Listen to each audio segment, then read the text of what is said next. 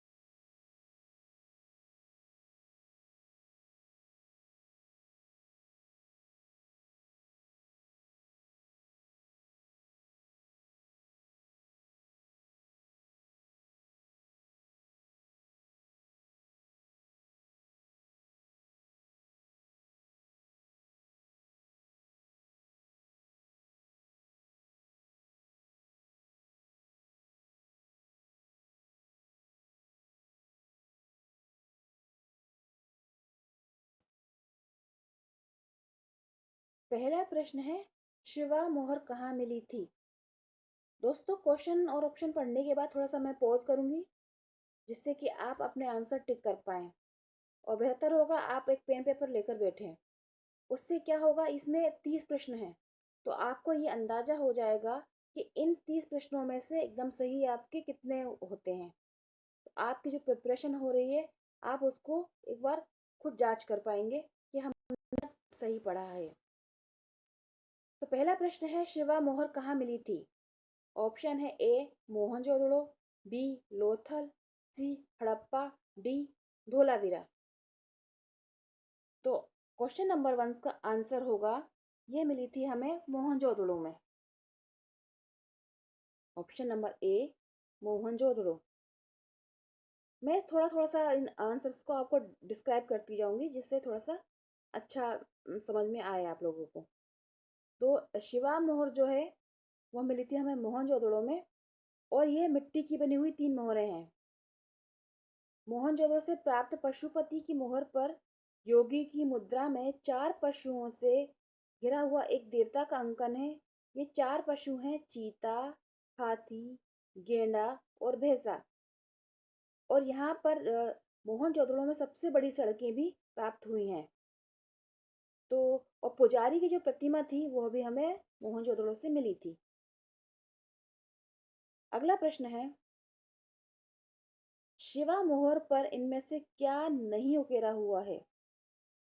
यहाँ पूछा गया है क्या नहीं उकेरा हुआ है। ऑप्शन ए गेंडा, बी घोड़ा, सी भैंसा, डी हाथी। शिवा मोहर पर इनमें से क्या उकेरा नहीं गया है? तो क्वेश्चन नंबर 2 का आंसर हो जाएगा घोड़ा, बी। जैसा कि मैंने अभी आपको बताया था कि यहाँ पर जो मोहरें मिली हुई हैं, उन पर हमें अ, हाथी, गेंडा, भैंसा, चीता मिला है। घोड़े का अंकन नहीं मिला है, इसलिए इसका आंसर हो जाएगा बी घोड़ा। और यहाँ पर हमें जो और मिली हैं आकृतियाँ, उसमें मिला है हिरन और पशुपति शिव। अ, पशुपति शिव को माना गया है यहाँ पर, जिनकी ये आराधना करते थे। और मोहनजोदड़ो से प्राप्त दुशाला ओड़े योगी की मूर्ति जो कि है, वो पत्थर से निर्मित यहाँ का सर्वश्रेष्ठ उदाहरण है। और ये सेलकड़ी पत्थर से बनी है, जो कि राष्ट्रीय संग्रहालय कराची में संग्रहित है। याद रखिएगा कि मोहन जोदड़ो से मिली हुई सेल खड़ी की पुजारी की प्रतिमा जो है, अब राष्ट्रीय संग्रहालय कराची में है। अगला प्रश्न है नंबर 3, भरहुत स्तूप की खुदाई किसने करवाई थी? Option A Dayaram Sahni, B sir John Marshall, C Alexander Cunningham, D Rai Krishnadas. इसका हो जाएगा answer option number C Alexander Cunningham. Sir Alexander Cunningham ने बरहूत की स्तूप की जो खुदाई वो करवाई थी। और ये जो स्तूप है ये अर्ध गोलाकार गुम्बद के रूप में ईंटों का बना हुआ था, जो कि मध्य प्रदेश के सतना जिले में स्थित है। और भरहुत का जो निर्माण कराया था वो कराया था मौर्य शासक अशोक ने, जो कि इस शुंग काल में इसका विकास किया गया, विस्तार किया गया एवं इसकी सज्जा हुई। अंत में ये घनभूमि नामक राजा जो थे शुंग काल के, उन्होंने इसमें पूर्वी तोरण का निर्माण करवाया था। तो ये था संक्षिप्त परिचय भरूच स्तूप का। अगला प्रश्न है 4। सिंधु घाटी के जेडहार की खोज इनमें से किस स्थल पर हुई थी? सिंधु घाटी के जेडहार की खोज इनमें से किस स्थल पर हुई थी? ए हड़प्पा, बी धोलावीरा, सी मोहनजोदड़ो, डी लोथल। इसका आंसर हो जाएगा ऑप्शन नंबर डी लोथल। जेडहार जो कि मनकों से निर्मित था, वो गुजरात के लोथल से मिला है। और जो गुजरात का लोथल है वो गुजरात के अहमदाबाद जिले में भोगवा नदी के तट पर स्थित है, जिसकी खोज 1954 में एस आर राव ने की थी। और इसमें जो मिले हैं मनके से बनाने के कारखाने, वो हमें मिले हैं यहाँ पर लोथल से भी मिले हैं वो, और चन्हू दड़ों से भी मिले हैं। और यहाँ मिट्टी के बर्तन या मिट्टी के पात्र पर पंचतंत्र में उल्लेखित जो धूर्त लोमड़ी की कहानी है उसका अंकन भी मिला है। कहाँ से? लोथल से। और लोथल से हमें शतरंज के बोर्ड के नमूने भी प्राप्त हुए थे। अगला प्रश्न है प्रश्न नंबर 5। कालीबंगा का क्या अर्थ है? ऑप्शन नंबर ए काली बास्केट, बी काली चूड़ी, सी काली बाग, डी काली छीटें। इसका आंसर हो जाएगा ऑप्शन नंबर बी काली चूड़ी। चूड़ी सब बंगा इसलिए नाम रखा गया क्योंकि यहाँ चूड़ी के प्रमाण मिले थे, और पंजाबी में चूड़ी को बंगा कहा जाता था। और यह स्थान जो है वो राजस्थान में हनुमानगढ़ जिले के घग्गर नदी के किनारे स्थित था। अ, कालीबंगा जो है राजस्थान में हनुमानगढ़ जिले में घग्गर नदी के किनारे स्थित है। और 1961 में कालीबंगा की खुदाई बीबी लाल और बी के थापड़ के निर्देशन में हुई थी। और यहाँ पर बेलनाकार तंदूर के प्रमाण भी मिले हैं। अगला प्रश्न है नंबर 6। सिंधु घाटी सभ्यता से प्राप्त अधिकांश आभूषण किस सामग्री से बने हैं? ऑप्शन नंबर ए पत्थर के मोती, बी लकड़ी के मोती, सी प्लास्टिक के मोती, डी कांच के मोती। तो इसका आंसर हो जाएगा ऑप्शन नंबर ए पत्थर के मोती। सिंधु सभ्यता से प्राप्त जो आभूषण हैं वो पत्थर के मोती से निर्मित किए गए थे, जिसके कि हमें प्रमाण मिले हैं। नेक्स्ट क्वेश्चन है क्वेश्चन नंबर 7। धोलावीरा एक पुरातात्विक डैश जिसका कि अवधि समय पूछा गया है काल से संबंध रखता है। ए मौर्य काल, बी शुंग काल, सी सिंधु घाटी काल, डी गुप्त काल। तो अभी जब हमारा ये चल रहा है चैप्टर, तो उस चैप्टर का ही इसका आंसर है कि धोलावीरा जो है वो सिंधु घाटी काल, सिंधु घाटी काल का जो अवधि और समय है वो था धोलावीरा का। तो इसका आंसर हो जाएगा ऑप्शन नंबर सी सिंधु घाटी काल। अगला प्रश्न है 8 नंबर का। मोहनजोदड़ो से प्राप्त प्रसिद्ध मूर्ति शिल्प मातृदेवी किस सामग्री से बनी है? ऑप्शन नंबर ए लकड़ी, बी पत्थर, सी धातु, डी मृण मूर्ति। तो मोहनजोदड़ो से जो मात्र देवी मिली है वो बनी हुई है ऑप्शन नंबर डी मृण मूर्ति, मतलब मिट्टी की, मिट्टी से निर्मित थी ये। इसका हो गया answer D. Next question number 9। Mohenjodaro से प्राप्त नर्तकी जिसे कि डांसिंग गर्ल कहा जाता है वो किस सामग्री से बनी है? दोस्तों याद रखिए ये क्वेश्चन बहुत इंपॉर्टेंट है, अक्सर पूछा जाता है। डांसिंग गर्ल चाहे वो एनवीएस हो, केवीएस हो, और केवीएस के भी 2018 में ही लेटेस्ट ये पूछा गया था। और उससे पहले भी आप देखेंगे कई पुराने क्वेश्चन पेपर अक्सर ये पूछा गया है कि डांस या जिसको लिखा जाएगा नर्तकी ये किस सामग्री से बनी है। तो इसका आंसर हो जाएगा ऑप्शन नंबर ए धातु। और धातु में भी ये कांसे की बनी है। कई बार पूछा जाता है कि लोहे की ये है या तांबे की है या कांसे की है, तो याद रखिएगा ये बनी हुई है कांसे की। अगला प्रश्न है 10 नंबर का। सिंधु घाटी सभ्यता की कांस्य की मूर्तियां किस तकनीक से ढाली गई थी? सिंधु घाटी सभ्यता की कांस्य की मूर्तियां किस तकनीक से ढाली गई हैं? रेत के द्वारा ढलाई, मोम निकालकर बनाने की विधि, खंडों में ढलाई, या फाइबर में ढलाई। तो कई बार अगर हमें ऐसे ऑप्शन का आंसर मतलब ऑप्शन में कंफ्यूजन हो, आंसर नहीं आ रहा हो, तो हमें ऐसे सोचना चाहिए कि क्या क्या इसमें से नहीं हो सकता है। तो नहीं को जब हम काटेंगे तो हमें इसका आंसर मिल जाएगा। जैसे फाइबर में ढलाई, ये तो पॉसिबल नहीं था उस समय, फाइबर में ढलाई तो होती नहीं थी। फिर है रेत के द्वारा ढलाई, ये भी नहीं होता था उस समय। अब दो बचे बी और सी। ये आपको मैं तरीका बता रही हूँ सॉल्व करने का कि आपको इस तरह से सोचना है अगर आंसर नहीं आ रहा है कि क्या क्या नहीं है। अब बचे दो, मोम निकाल कर बनाने की विधि और खंडों में ढलाई। तो इसमें इसका आंसर है बी।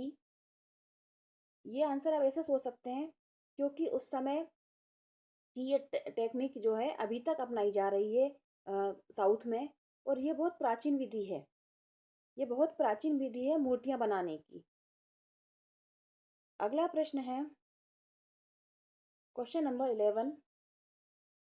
सिंधु घाटी से प्राप्त वृषभ मुहर डैश से बनी है? तो सिंधु घाटी से प्राप्त वृषभ मुहर है वो किस चीज से बनी है? ए सेलखड़ी, बी कास्ट, सी पकी हुई मिट्टी, डी काष्ठ। तो इसका बताना है आपको ये किस मीडियम में बनी है। तो इसका आंसर हो जाएगा ऑप्शन नंबर ए सेलखड़ी। सिंधु घाटी से प्राप्त वृषभ मोहर सेलखड़ी से निर्मित है। अगला प्रश्न है 12। प्रसिद्ध समकालीन या जिसे कि आधुनिक भी कहा जाता है भारतीय मूर्ति शिल्प खड़ी हुई स्त्री डैश में बना है? ए मिट्टी, बी पत्थर, सी कांस्य, डी लकड़ी। तो ये जो बना है मूर्ति शिल्प ये बना है कांसे से। इसका हो जाएगा answer C, option C. Number 13। Sindhu घाटी से प्राप्त अलंकृत मृदभांडों पर बने अलंकरण आकारों में बने हैं? ज्यामितीय, प्राकृतिक, मूर्त और अर्ध अमूर्त। इसका हो जाएगा आंसर ऑप्शन नंबर ए ज्यामितीय। सिंधु घाटी से जो बर्तन मिले हैं, मृदभांड मिले हैं मिट्टी के, उन पर जो डिजाइन है, अलंकरण है, वो ज्योमेट्रिकल है। अगला क्वेश्चन नंबर 14। सिंधु घाटी सभ्यता किस काल से संबंधित है? ए प्रागैतिहासिक काल, बी ऐतिहासिक काल, सी आदि ऐतिहासिक काल, और डी आधुनिक काल। इसका आंसर हो जाएगा ऑप्शन नंबर सी आदि ऐतिहासिक काल, सी। अगला प्रश्न है 15 नंबर। सिंधु घाटी की मोहरें किस आकार में मिलती हैं? सिंधु घाटी की मोहरों का आकार पूछा गया है। गोलाकार, आयताकार, बेलनाकार, त्रिभुजाकार। तो ये जो मोहरें बनी थी ये थी आयताकार। बी हो जाएगा इसका आंसर, आयताकार सिंधु घाटी की मोहरें। अगला प्रश्न है 16। लोथल से प्राप्त कलाकृतियां किस काल की हैं? लोथल से प्राप्त कलाकृतियां किस काल की हैं? ए मौर्य काल, बी शुंग काल, सी सातवाहन काल, डी सिंधु घाटी काल। इसका आंसर हो जाएगा ऑप्शन नंबर डी, सिंधु घाटी काल। ऑप्शन नंबर डी, सिंधु घाटी काल।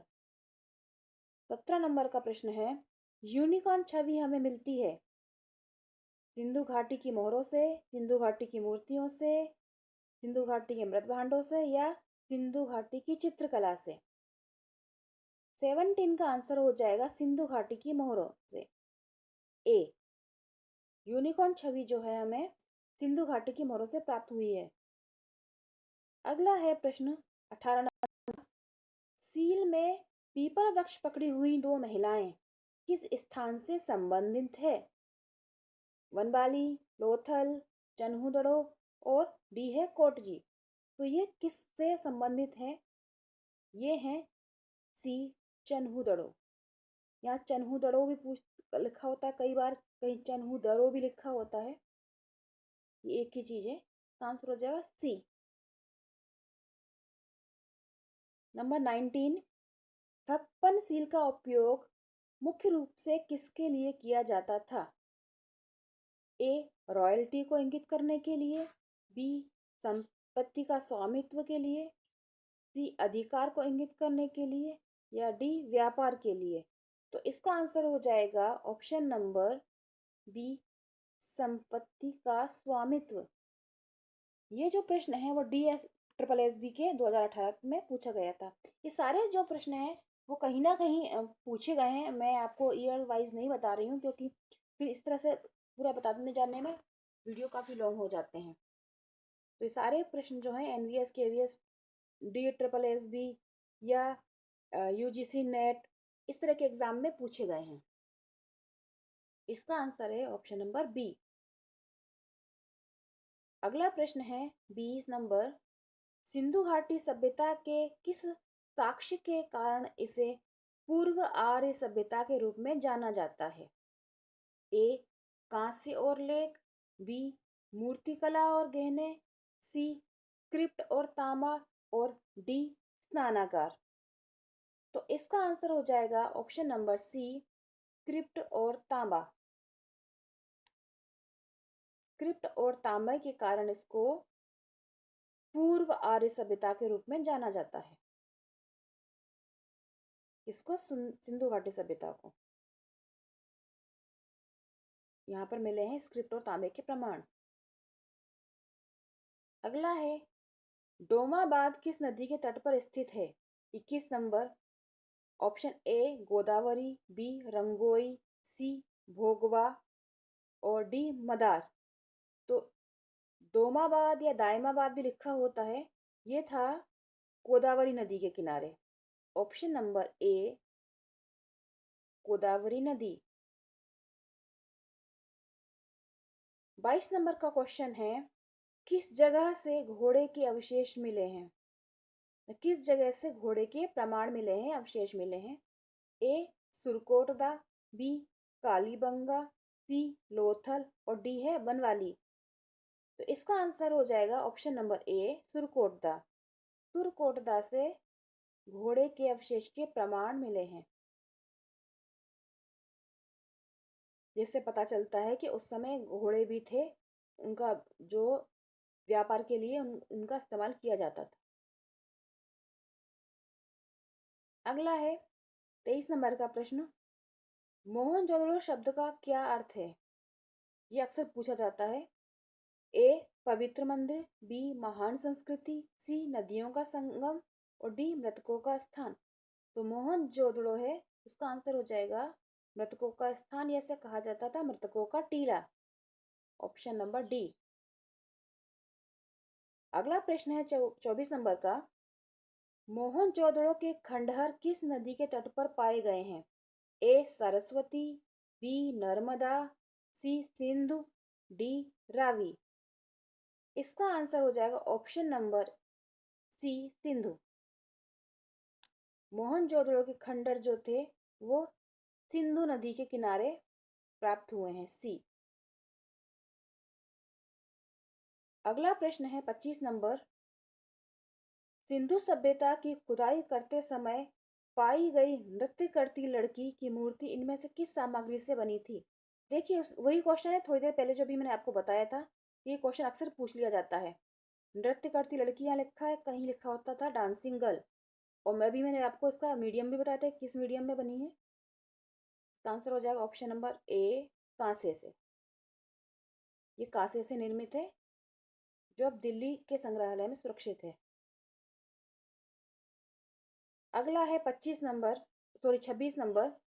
सिंधु घाटी में निम्नलिखित में से किसकी खोज की गई थी? ए, टेराकोटा आकृतियों की, बी, मोहरों की, सी, खिलौनों की, और डी, धातु की मूर्तियों की। तो इसका आंसर हो जाएगा ऑप्शन नंबर बी, मोहरों की। सिंधु घाटी सभ्यता से मोहरों की खोज हुई थी, बी। नेक्स्ट क्वेश्चन है 27 नंबर। सिंधु घाटी में इनमें से कौन सा पेड़ अत्यधिक था? अनार का पेड़, आम का पेड़, बरगद का पेड़, या डी, केले का पेड़। इसका आंसर हो जाएगा ऑप्शन नंबर सी, बरगद का पेड़। अगला प्रश्न है 28 नंबर। मोहनजोदड़ो में खोजी गई मूर्तियां और कलाकृतियां अधिकांश किससे संबंधित थी? ए, वन्य जीव से, बी, ग्रामीण वर्ग से, सी, राजाओं से, डी, उच्च वर्ग से। इसका आंसर हो जाएगा ऑप्शन नंबर डी, उच्च वर्ग से। अगला प्रश्न है 29। सिंधु घाटी में पाई गई मोहरों में प्रायः कौन सा रूपांकन द्रष्टव्य होता है? ए, बेल, बी, मगरमच्छ, सी, हाथी, डी, भालू। यहाँ पूछा गया है सिंधु घाटी में की जो मोहरें थी उनमें ज्यादातर किसकी आकृति है? इसका हो जाएगा आंसर ए, बेल, वृषभ जिसे कहा गया है, उसका रूपांकन ज्यादा है, ज्यादा मिला है उसका। अगला है 30 नंबर का। सिंधु घाटी सभ्यता किस काल में अस्तित्व में थी? Question number 30। सिंधु घाटी सभ्यता किस काल में अस्तित्व में थी?